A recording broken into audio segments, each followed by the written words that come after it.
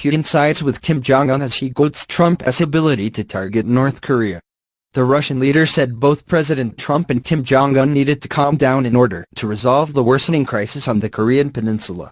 Mr. Putin said he hoped common sense will prevail as Mr. Trump and despot Kim continue to trade personal insults and threats of nuclear war.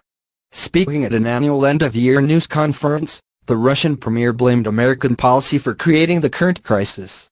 He said a 2005 deal, brokered by the United States, Russia, China, Japan, South Korea and North Korea, set into motion the denuclearization of the Kim regime.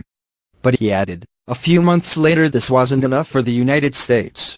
Accounts started to be frozen. North Korea had to do things that went beyond the agreements. Why did the United States do this? Was it not enough? Mr. Putin went on to accuse the U.S. of provoking North Korea to withdraw from the deal. And he cited American involvement in overthrowing Saddam Hussein in Iraq and Muammar Gaddafi in Libya as reasons for the Hermit Kingdom's distrust of the U.S. He added, North Korea does not see any other means of self-defense except the development of weapons of mass destruction and military equipment. We consider that both sides have to stop escalating the situation. We have to end this spiral. But he heralded Secretary of State Rex Tillerson's recent calls for direct contact with the North Korean regime as a very good signal. Mr. Trump has previously told his chief diplomat to save his energy and not attempt to negotiate with the nuclear-armed North. He said in a tweet, I told Rex Tillerson, our wonderful Secretary of State, that he is wasting his time trying to negotiate with Little Rocket Man and the President has repeatedly refused to rule out a preemptive strike on the regime. But experts have warned any attack, even if it was successful in killing Kim and destroying his nuclear arsenal, would still result in millions of deaths. The Russian leader also said Moscow refused to recognize Kim's regime as a nuclear power. The 2005 agreement Mr. Putin referred to came from the six-party talks in Beijing.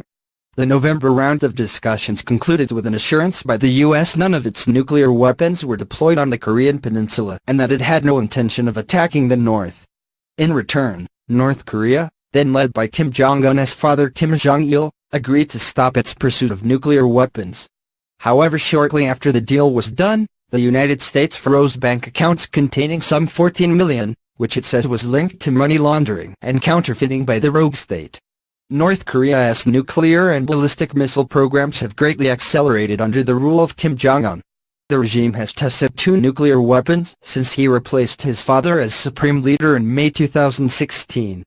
Kim claimed his most recent test in September was a hugely destructive hydrogen bomb, though some experts despite this. The North's development of long-range missiles has also progressed significantly. Just last month, the regime tested its latest Hwasong-15 intercontinental ballistic